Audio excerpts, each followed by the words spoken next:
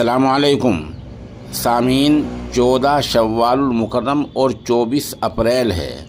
خبر کا عنوان ہے دارالعلوم وقف دیوبند کا اہم اعلان۔ یہ اعلان ادارے کے شعبہ تعلیمات سے جاری ہوا ہے۔ یہ اعلانیہ ہمیں وہیں سے جناب آصف شیرپوری نے بھیجا ہے۔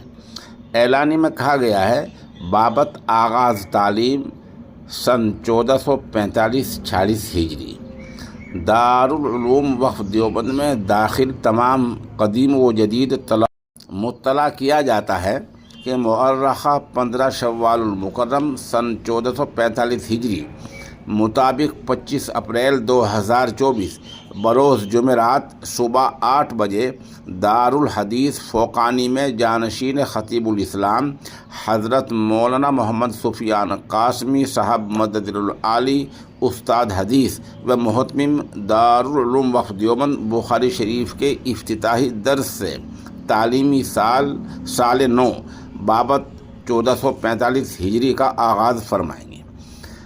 آگے کہا گیا ہے، اس موقع پر تمام طلباء دارالعلوم وقف کی حاضری بہر صورت لازمی ہے۔